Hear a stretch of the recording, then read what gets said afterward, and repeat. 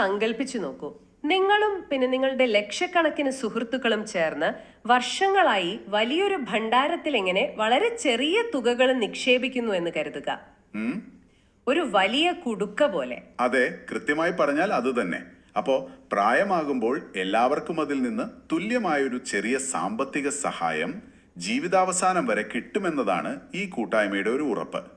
അതൊരു വലിയ സുരക്ഷിതത്വ ബോധം നൽകുന്ന കാര്യമാണ്. എന്നാൽ ഇപ്പൊ പെട്ടെന്നൊരു ദിവസം ആ ഭണ്ഡാരത്തിന്റെ നിയമം അങ്ങ് മാറുന്നു. ശരിയാണ്. ആ ഭണ്ഡാരത്തിലെ ചില ആളുകൾക്ക് മാത്രം അവരടച്ച തുകയ്ക്ക് യാതൊരു ആനുപാതികവും ഇല്ലാതെ കോടിക്കണക്കിന് രൂപ ഒറ്റയടിക്ക് പിൻവലിക്കാൻ അനുമതി ലഭിച്ചാൽ എന്താകും ആ ഫണ്ടിന്റെ അവസ്ഥ? ആ ഭണ്ഡാരം പൂർണ്ണമായും തകരുമെന്നത് ഉറപ്പാണ്. കാരണം എന്താണെന്ന് വെച്ചാൽ അതിലെ ഗണിതശാസ്ത്രം അവിടെ പരാജയപ്പെടുകയാണ്. കുറച്ചുപേർ വലിയ തുകകൾ കൊണ്ടുപോകുമ്പോൾ പിന്നെ വർഷങ്ങളായി ചെറിയ തുകകൾ നിക്ഷേപിച്ച മറ്റ് ലക്ഷക്കണക്കിന് ആളുകൾക്ക് അവസാനം ഒന്നും ലഭിക്കാത്തൊരവസ്ഥ വരും. ഒരു സാമ്പത്തിക സംവിധാനത്തിനും താങ്ങാൻ കഴിയാത്തൊരു പ്രതിസന്ധിയാണത്. ശരിക്കും പറഞ്ഞാൽ ഇതൊരു വെറും കഥയോ ഉദാഹരണമോ ഒന്നുമല്ല. ഇന്ത്യയിലെ ദശലക്ഷക്കണക്കിന് സാധാരണ തൊഴിലാളികളുടെ ആശ്രയമായ എംപ്ലോയീസ് പെൻഷൻ സ്കീം, അതായത് EPS 1995 എന്ന പെൻഷൻ ഫണ്ടിലെ ഇപ്പോൾ സംഭവിച്ചുകൊണ്ടിരിക്കുന്ന ഭയാനകമായ യാഥാർത്ഥ്യമാണത്. അതെ, വളരെ ഗൗരവമുള്ള വിഷയമാണ്. അപ്പൊ ഈ സുപ്രധാന വിഷയത്തെക്കുറിച്ചുള്ള വിശദമായ ഒരു പഠനത്തിലേക്കാണ് നമ്മൾ ഇന്ന് കടക്കുന്നത്. ഈ പരിപാടിയിലേക്ക് നിങ്ങൾക്ക് സ്വാഗതം. നിങ്ങളെ ഈ സങ്കീർണമായ വിവരങ്ങളിലൂടെ കൂട്ടിക്കൊണ്ടു പോകുന്നതും കാര്യങ്ങൾ ലളിതമായി വിശദീകരിക്കുന്നതും ഞങ്ങളാണ്. 2022 ഒരു സുപ്രീം കോടതി വിധിയെ തുടർന്നുണ്ടായ ഉയർന്ന ശമ്പളത്തിലുള്ള പെൻഷൻ എന്ന വലിയ വിവാദം എങ്ങനെയാണ് ഈ പെൻഷൻ ഫണ്ടിനെ ചരിത്രത്തിലെ ഏറ്റവും വലിയ തകർച്ചയുടെ വക്കിലെത്തിച്ചിരിക്കുന്നത് എന്ന് നമുക്ക് നോക്കാം. നമ്മുടെ പക്കൽ ഇന്ന് വളരെ നിർണായകമായ ചില ഔദ്യോഗിക രേഖകൾ ഉണ്ടല്ലേ? അതെ അതെ, നമ്മുടെ ഈ വിശകലനത്തിന് അടിസ്ഥാനമാക്കുന്നത് പ്രധാനമായും ചില ഔദ്യോഗിക രേഖകളാണ്. ഒന്ന്, ഈ 2026 ഓഗസ്റ്റ് 10 പാർലമെന്റിൽ, അതായത് ലോക്സഭയിൽ അവതരിപ്പിക്കപ്പെട്ട ഒരു രേഖയാണ്. ചില ചോദ്യങ്ങൾക്കുള്ള സർക്കാരിന്റെ ഔദ്യോഗിക മറുപടിയാണത്. രണ്ടാമത്തേത്, ഡൽഹി ഹൈക്കോടതിയിൽ പെൻഷൻ ഫണ്ട് കൈകാര്യം ചെയ്യുന്ന EPFO ഫയൽ ചെയ്ത വളരെ നിർണായകമായ ഒരു നിയമപരമായ അപേക്ഷയാണ്. ഈ അപേക്ഷയിൽ ഉൾപ്പെടുത്തിയിട്ടുള്ള KS പണ്ഡിറ്റ് പിന്നെ കപ്പാഡിയ ഗ്ലോബൽ ആക്ച്വറീസ് എന്നീ 2 വിദഗ്ധ ഏജൻസികൾ തയ്യാറാക്കിയ റിപ്പോർട്ടുകളാണ് നമ്മുടെ മുന്നിലുള്ള ഏറ്റവും പ്രധാനപ്പെട്ട തെളിവുകൾ.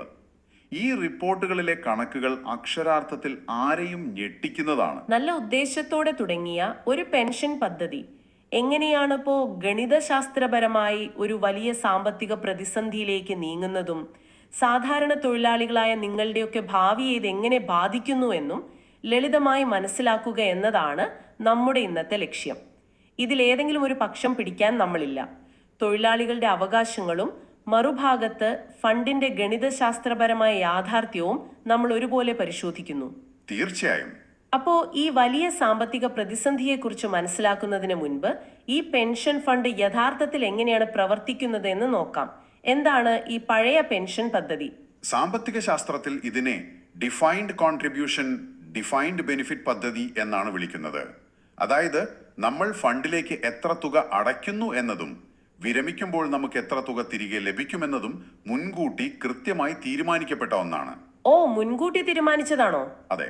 ഇതിലേക്ക് തൊഴിലുടമയാണ് തൊഴിലാളിയുടെ ശമ്പളത്തിൽ നിന്നും 8.33% വിഹിതം നൽകുന്നത്. ഒപ്പം കേന്ദ്ര സർക്കാർ തങ്ങളുടെ ബഡ്ജറ്റ് വഴി 1.16% നൽകുന്നുണ്ട്. എന്നാൽ ഇവിടെ നമ്മൾ മനസ്സിലാക്കേണ്ട ഏറ്റവും പ്രധാനപ്പെട്ട ഒരു കാര്യമുണ്ട്. മാസം 15,000 രൂപ വരെയുള്ള ശമ്പളത്തിന് മാത്രമാണ് ഈ കേന്ദ്ര സർക്കാർ വിഹിതം ലഭിക്കുന്നത്. ഒന്ന് നിൽക്കണേ. അപ്പോ വളരെ ഉയർന്ന ശമ്പളം വാങ്ങുന്നവർക്കും ആ 15,000 രൂപ എന്ന പരിധി വെച്ചാണോ വിഹിതം കണക്കാക്കിയിരുന്നത്? അതായത് പരിമിതമായ ഒരു വരുമാനമുള്ള സാധാരണക്കാരെ ലക്ഷ്യമിട്ടുള്ളൊരു ഫണ്ടായിരുന്നു ഇത്, അല്ലേ? കൃത്യമായി പറഞ്ഞാൽ അതാണ് ഇതിന്റെ അടിസ്ഥാനം. ഇപ്പൊ നിങ്ങളുടെ യഥാർത്ഥ ശമ്പളം 1 ലക്ഷം രൂപയാണെങ്കിലും പെൻഷൻ ഫണ്ടിലേക്കുള്ള വിഹിതം കണക്കാക്കുന്നത് ആ 15,000 രൂപയോ അതിൽ താഴെയുള്ള പരിധി വെച്ചായിരുന്നു. വളരെ ചെറിയൊരു തുക മാത്രമേ ഓരോ മാസവും ഫണ്ടിലേക്ക് വന്നിരുന്നുള്ളൂ. ശരി. ആ ചെറിയ തുകകൾ വെച്ചാണ് ഈ വലിയ ഫണ്ട് മുന്നോട്ട് പോകുന്നത്. സർക്കാർ ഇപ്പോൾ ഈ പദ്ധതിക്ക് കീഴിൽ പ്രതിമാസം 1000 രൂപയെങ്കിലും കുറഞ്ഞ പെൻഷനായി എല്ലാവർക്കും ഉറപ്പാക്കുന്നുണ്ട്.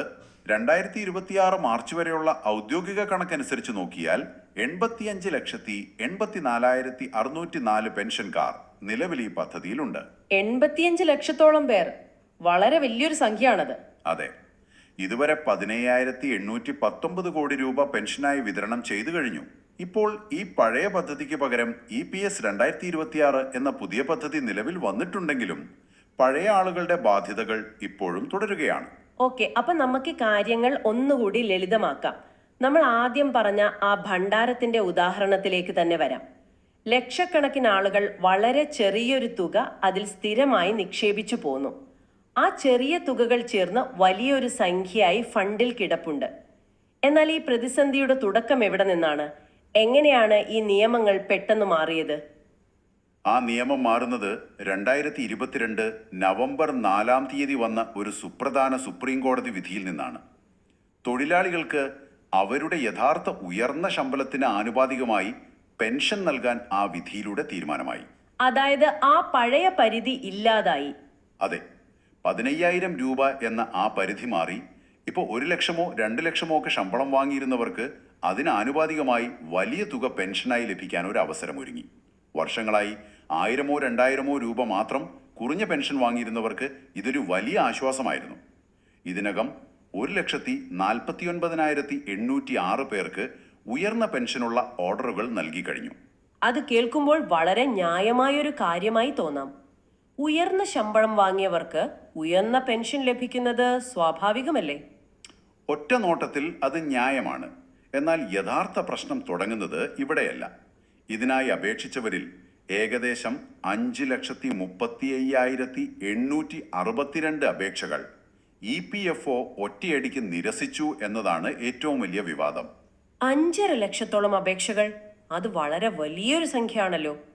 ആരായിരുന്നു ഈ നിരസിക്കപ്പെട്ടവർ? എന്തുകൊണ്ടാണ് അവരുടെ അപേക്ഷകൾ മാത്രം തള്ളിക്കളഞ്ഞത്? ഇവർ സാധാരണ PF അക്കൗണ്ട് ഉള്ളവരായിരുന്നില്ല. മറിച്ച് പ്രത്യേക ഇളവുകൾ ലഭിച്ചിട്ടുള്ള PF ട്രസ്റ്റുകളിൽ, അതായത് എക്സംപ്റ്റഡ് ട്രസ്റ്റുകളിൽ നിന്നുള്ളവരായിരുന്നു. ചില വലിയ കമ്പനികൾ തങ്ങളുടെ തൊഴിലാളികളുടെ പ്രൊവിഡന്റ് ഫണ്ട് സർക്കാരിനെ ഏൽപ്പിക്കാതെ സ്വന്തമായി ട്രസ്റ്റുകൾ രൂപീകരിച്ച് കൈകാര്യം ചെയ്യാറുണ്ട്.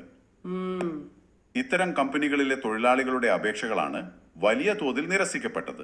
പക്ഷേ ഇവിടെയാണ് ശരിക്കും കാര്യങ്ങൾ ഇൻട്രസ്റ്റിംഗ് ആകുന്നത്. ഈ അപേക്ഷകരും വർഷങ്ങളായി ജോലി ചെയ്യുന്ന മറ്റേതൊരു തൊഴിലാളിയെയും പോലെ അർഹരായ മനുഷ്യരല്ലേ?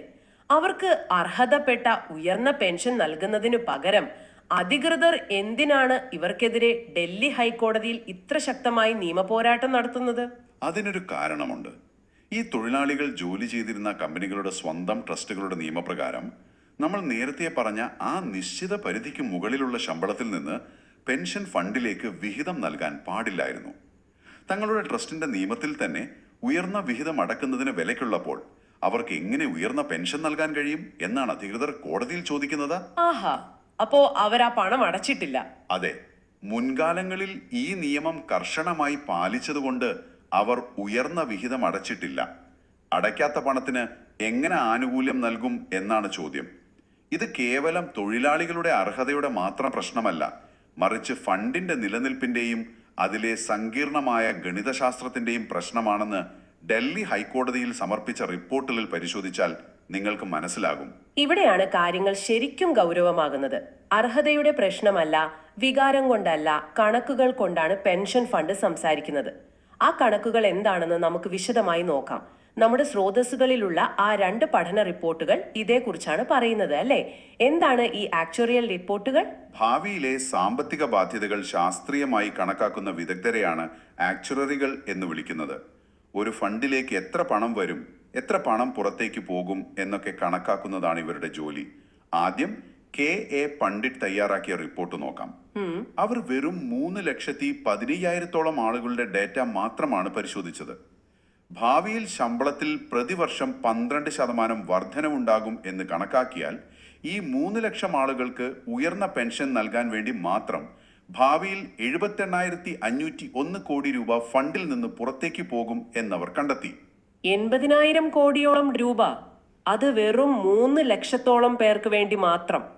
അതായത് ഒരാൾക്ക് ഏകദേശം 24.9 ലക്ഷം രൂപയുടെ അധിക ബാധ്യതയാണ് പെൻഷൻ ഫണ്ടിനുമേൽ വരുന്നത്. അതെ. ഞാനൊരു ഉദാഹരണം പറയട്ടെ.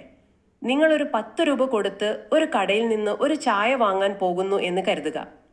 എന്നാൽ പെട്ടെന്ന് കടക്കാരൻ ആ 10 രൂപയ്ക്ക് 25 ലക്ഷം രൂപ വിലമതിക്കുന്ന ഒരു വലിയ സദ്യ നിങ്ങൾക്ക് നൽകാൻ നിർബന്ധിതനാകുന്നു. അങ്ങനെ സദ്യ കൊടുത്താൽ ആ കടക്കാരന്റെ അവസ്ഥ എന്താവും? അങ്ങനെയല്ലേ ഈ നെറ്റ് ലയബിലിറ്റി അല്ലെങ്കിൽ ബാധ്യത പ്രവർത്തിക്കുന്നത്? നിങ്ങൾ പറഞ്ഞ ഉദാഹരണം വളരെ കൃത്യമാണ്. അടച്ച ചെറിയ തുകയ്ക്ക് ഒട്ടും ആനുപാതികമല്ലാത്ത ഒരു വലിയ തുക തിരികെ നൽകേണ്ടി വരുന്നു.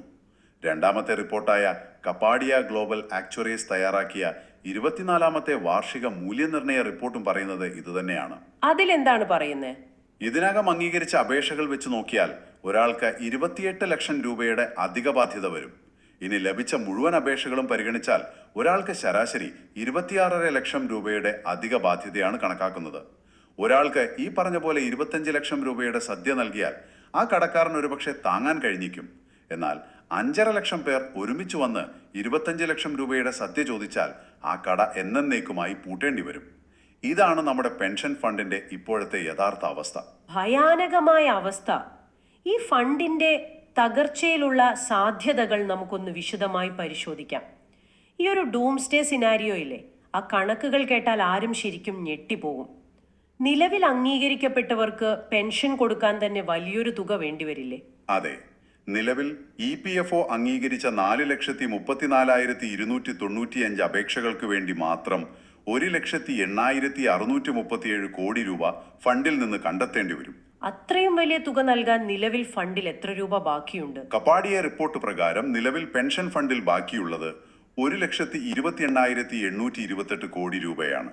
അപ്പൊ ഈ ബാധ്യത താങ്ങാൻ ഫണ്ടിന് ഒരുവിധം കഴിയും? അതെ, ഫണ്ട് കഷ്ടിച്ച് നിലനിൽക്കും. എന്നാൽ യഥാർത്ഥ ഭീഷണി അതല്ല. ഇപ്പോൾ നിരസിക്കപ്പെട്ടിരിക്കുന്ന ആ 5,35,000-ഓളം അപേക്ഷകൾ കൂടി കോടതിയിൽ കേസ് ജയിച്ചാൽ എന്ത് സംഭവിക്കുമെന്ന് ചിന്തിച്ചു നോക്കൂ. അപ്പോ അവർക്ക് വേണ്ടി ഫണ്ടിൽ നിന്നും വീണ്ടും പണം കണ്ടെത്തേണ്ടി വരും. അതിനു മാത്രമായി എത്ര കോടി രൂപ വേണ്ടിവരും? അവർക്ക് വേണ്ടി മാത്രം 1,33,429 കോടി രൂപ അധികമായി കണ്ടെത്തണം. അപ്പോൾ അംഗീകരിച്ചവർക്കും പുതിയതായി കേസ് ജയിക്കുന്നവർക്കുമുള്ള ആകെ ബാധ്യത കുതിച്ചുയരും. കൃത്യമായി പറഞ്ഞാൽ 2,42,067 കോടി രൂപ. Oh my God. അപ്പൊ ഫണ്ടിലുള്ള 1,22,000 കോടി രൂപ തികയാതെ വരുമല്ലോ. ഇതിന്റെ ഫലം എന്തായിരിക്കും? ഫലം വളരെ വ്യക്തമാണ്.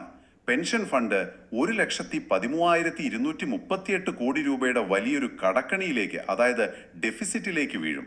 ഫണ്ട് പൂർണ്ണമായും തകരും. ചില വ്യക്തികൾക്ക് ലഭിക്കുന്ന ഈ അപ്രതീക്ഷിത സാമ്പത്തിക ലാഭം എങ്ങനെയാണ് ലക്ഷക്കണക്കിന് വരുന്ന മറ്റു സാധാരണ തൊഴിലാളികളുടെ പെൻഷൻ ഫണ്ടിനെ ഒന്നാകെ തകർക്കുന്നത് എന്ന് ഇതിൽ നിന്നും വ്യക്തമാണ്. ഫണ്ടിന്റെ സുസ്ഥിരതയെക്കുറിച്ച് സർക്കാർ രേഖകളിൽ പറയുന്നതിന്റെ യഥാർത്ഥ അർത്ഥം ഇതാണ്. ഇത് വലിയൊരു പ്രശ്നം തന്നെയാണ്. So what does this all mean? ഈ 1,13,000 കോടി രൂപയുടെ കമ്മി സാധാരണക്കാരായ മറ്റു ലക്ഷക്കണക്കിന് പെൻഷൻകാരെ എങ്ങനെയാണ് ബാധിക്കാൻ പോകുന്നത്? വളരെ വലിയൊരു പ്രത്യാഘാതമാണിത്.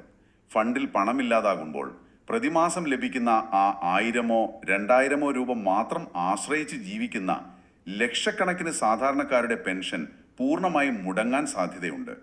ഒരാൾക്ക് അമിതമായ ആനുകൂല്യം ലഭിക്കുമ്പോൾ അനേകം പേരുടെ അടിസ്ഥാന ആവശ്യങ്ങൾ നിഷേധിക്കപ്പെടുന്ന അവസ്ഥയാണ് വരാൻ പോകുന്നത്. അത് വളരെ ഭയാനകമായൊരു സാഹചര്യമാണ്. എന്നാൽ ഇവിടെ ഈ ഡേറ്റയുടെ കാര്യത്തിൽ ഇതിലും വലിയൊരു പ്രശ്നമേ ഈ റിപ്പോർട്ടുകൾ തന്നെ ചൂണ്ടിക്കാണിക്കുന്നുണ്ടല്ലേ? ഈ പറയുന്ന വലിയ കണക്കുകളും പ്രതിസന്ധികളും പോലും ചില അനുമാനങ്ങളുടെ അടിസ്ഥാനത്തിലുള്ളതാണ് എന്നാണ് പറയുന്നത്. അതെ, നിങ്ങൾ പറഞ്ഞത് വളരെ ശരിയാണ്. KA പണ്ഡിറ്റ് റിപ്പോർട്ടിൽ വളരെ വ്യക്തമായി പറയുന്നുണ്ട്, അവർക്ക് ലഭിച്ച കണക്കുകളിൽ ഒരുപാട് തെറ്റുകൾ ഉണ്ടായിരുന്നു എന്ന്. അതായത് കൃത്യമായ ഡേറ്റ ഇല്ലായിരുന്നു. അതെ, ഒരു പെൻഷൻ ഫണ്ടിനെ സംബന്ധിച്ച് ഏറ്റവും പ്രധാനപ്പെട്ട വിവരങ്ങൾ എന്തൊക്കെയാണ്? തൊഴിലാളിയുടെ പ്രായം, അവരുടെ ശമ്പളം, എത്ര വർഷം ജോലി ചെയ്തു എന്ന സർവീസ് കാലയളവ് എന്നിവയാണല്ലോ. എന്നാൽ ഈ വിവരങ്ങൾ പോലും ഇല്ലാത്ത ഒരുപാട് രേഖകൾ അവർക്ക് ഒഴിവാക്കേണ്ടി വന്നു. ഒഴിവാക്കേണ്ടി വന്നു എന്നോ?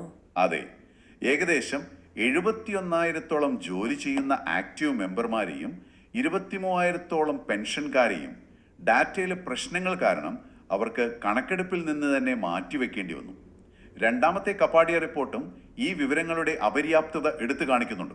ലഭ്യമായ ഡാറ്റ ഇത്രമാത്രം അപൂർണമാണെങ്കിൽ യഥാർത്ഥത്തിലുള്ള സാമ്പത്തിക പ്രതിസന്ധി ഈ റിപ്പോർട്ടുകൾ പ്രവചിക്കുന്നതിനേക്കാൾ വളരെ വലുതായിരിക്കാൻ സാധ്യതയില്ലേ? തീർച്ചയായും വലിയ സാധ്യതയുണ്ട്. തെറ്റായ വിവരങ്ങളോ പൂർണ്ണമല്ലാത്ത കണക്കുകളോ വെച്ച് നടത്തുന്ന പ്രവചനങ്ങൾ എപ്പോഴും യഥാർത്ഥ ഭീഷണിയുടെ ചെറിയൊരു ഭാഗം മാത്രമേ കാണിക്കുന്നുള്ളൂ. ഒരു മഞ്ഞുമലയുടെ മുകൾ ഭാഗം മാത്രമായിരിക്കാം നമ്മളിപ്പോൾ കാണുന്നത്. യഥാർത്ഥ ബാധ്യതകൾ ഇതിലും എത്രയോ വലുതായിരിക്കാം. അപ്പോൾ നമ്മൾ ഇന്ന് കണ്ട പ്രധാന പ്രശ്നം വളരെ സങ്കീർണമാണ്. ഒരു വശത്ത് തങ്ങളുടെ ജീവിതകാലത്തെ അധ്വാനത്തിന് അർഹമായ ഉയർന്ന പെൻഷൻ ലഭിക്കണമെന്ന തൊഴിലാളികളുടെ നിയമപരമായ അവകാശം, മറുവശത്ത് ഇത്രയും വലിയ തുക നൽകാൻ ഗണിതശാസ്ത്രപരമായി കഴിയാത്ത ഒരു പെൻഷൻ ഫണ്ട്. ഇതിൽ ഏതെങ്കിലും ഒരു പക്ഷം പിടിക്കാതെ രണ്ട് ഭാഗത്തെയും യാഥാർത്ഥ്യം നിങ്ങൾ മനസ്സിലാക്കിയെന്ന് വിശ്വസിക്കുന്നു. അതെ, നിയമവും ഗണിതശാസ്ത്രവും തമ്മിലുള്ള വലിയൊരു ഏറ്റുമുട്ടലാണിത്. പണമില്ലെങ്കിൽ ഫണ്ട് നിലനിൽക്കില്ല. അത് അത്രമാത്രം ലളിതമാണ്. തീർച്ചയായും. ഇപ്പോൾ നിങ്ങൾ എന്തിനാണ് ഇതൊക്കെ അറിയുന്നതെന്ന് ചിന്തിക്കുന്നുണ്ടാകാം. കാരണം നാളെ നമ്മൾ എല്ലാവരും ആശ്രയിക്കാൻ പോകുന്ന സാമൂഹിക സുരക്ഷാ പദ്ധതികൾ എത്രമാത്രം ദുർബലമാണ് എന്നാണ് ഈ കണക്കുകൾ നമുക്ക് കാണിച്ചു തരുന്നത്. കൃത്യം. ഈ സംവിധാനങ്ങളെല്ലാം തന്നെ ഭാവിയിലെ ചില അനുമാനങ്ങളുടെ അടിസ്ഥാനത്തിലാണ് പടുത്തുയർത്തിയിരിക്കുന്നത്. ആ അനുമാനങ്ങൾ തെറ്റുമ്പോൾ മൊത്തം സംവിധാനവും തകർന്നു വീഴാം. ശരിയാണ്. ഈ സ്രോതസ്സുകളിൽ ഇല്ലാത്ത, എന്നാൽ അതിൽ നിന്നും ഉരുത്തിരിഞ്ഞ ഒരു പുതിയ ചിന്തയോടുകൂടി നമുക്കിത് അവസാനിപ്പിക്കാം. പണ്ട് ഈ പെൻഷൻ പദ്ധതികൾ തുടങ്ങുമ്പോൾ മനുഷ്യരുടെ ശരാശരി ആയുർദൈർഘ്യം വളരെ കുറവായിരുന്നു. എന്നാൽ ഇന്ന് ആളുകൾ കൂടുതൽ കാലം ജീവിക്കുന്നു. മുൻകൂട്ടി കണക്കാക്കിയതിലും കൂടുതൽ കാലം പെൻഷൻ നൽകേണ്ടി വരുമ്പോൾ ഇത്തരം ഫണ്ടുകൾ തകർന്നാൽ ആരാണിതിന്റെ ഉത്തരവാദിത്വം ഏൽക്കുക? അതൊരു വലിയ ചോദ്യമാണ്. നികുതിദായകരായ സാധാരണക്കാരുടെ പോക്കറ്റിൽ നിന്നായിരിക്കുമോ സർക്കാർ ഈ പണം കണ്ടെത്തുക? നിങ്ങളുടെ സ്വന്തം ഭാവി സുരക്ഷിതമാണോ എന്ന് ഒന്ന് ചിന്തിച്ചു നോക്കൂ. ഈ വിശദമായ പഠനത്തിനൊപ്പം ചേർന്നതിന് എല്ലാവർക്കും നന്ദി. ശുഭദിനം.